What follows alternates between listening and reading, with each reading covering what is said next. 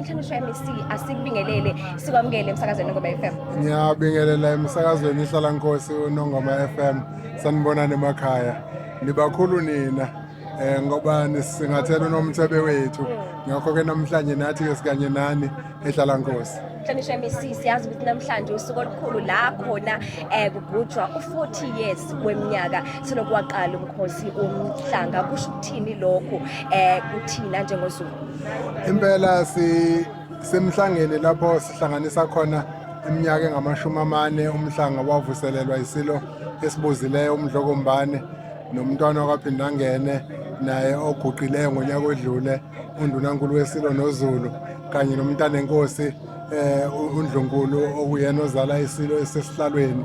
Masibuka ke emuva sibuka emuva ngengxube evange yemizwa sinemizwa yentokozo kodwa futhi sibe nayo imizwa yokwethuka nokwesaba. Sibuka emuva iminyaka engamashumi 40 sibuke lokho kuhle kangaka okuye kwenziwa abadala bethu igugu labuyiswa abadala bethu belibuyisele esizweni bese sibuka phambili sibuke kodwa sithi noma sinokwethuka kodwa bese sibuka ngenjabulo sibuke ngethemba uma sibuka isilo indlela mithi yamakhosi edla kwezindi ihlahla indlela athe mayengena esihlalweni soyisemkhulu wangena wahola ngaye isizwe. Ngakho ke izulu omuhle sithi cha konakele isilo sihola kahle uZulu sisilo sihola kahle umhlanga imikhosi yaseNdlunkulu. Ngakho ke thina njengohulumeni sithi sizinikele njalo ukuthi siyohlala siseduze kweNdlunkulu silo uhulumeni ohola undunankulu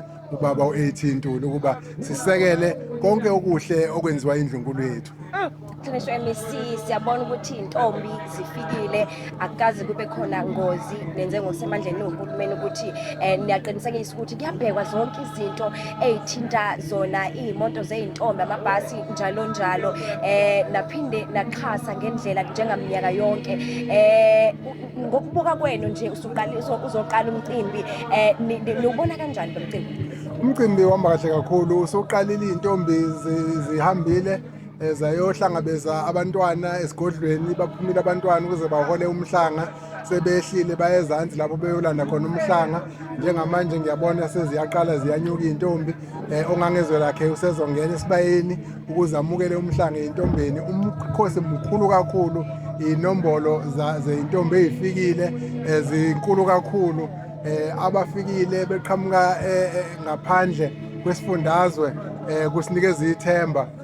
Sinesilo sase-Uganda uPapa Sande wahamba noNdlunkulu wakhe ufike phakathi nesonto usethelekile naye khona la eNdlunkulu. Sinendlunkulu yabaPedi kuyiyona ehlele esihlalweni sobukhosi bamaPedi isithelekile indlunkulu yabaPedi. Sino premier wethu kwaZulu Natal ubaba uNtuli necabinet lakhe usethelekile uMEC waseGauteng ubaba Mababolo othunyelwe uPremier waseGauteng usethelekile ongqongqoshe bayafika. Usuku luhle luhle akuphathelwana amehlo awaphathelwana ukube ngikwazi ukuphatha ngiphathela abasemakhaya ngabe ngiyabakhangisela ngalobo buhle obulapha phambi kwethu kodwa ke izulu omuhle umuntu nomuntu uyayifikela ayibonele kodwa ke izulu sithi luhle usuku. Siyabonga kakhulu emakhaya kubazali sibonge iminyango kahulumeni ukubambisana okuhle kuphephile emgaqweni kuphephile kubashayeli. Sibonge umnyango we-Safety and Security kuphephile eNdlunkulu. Sibonge yonke iminyango kahulumeni umnyango wakaCocta umnyango wakaHealth umnyango weTransport umnyango waka-Economic Development yonke iminyango kahulumeni sithi hayi lo hulumeni uze ngelinye igiya ukubambisana kusezingeni eliphezulu kakhulu.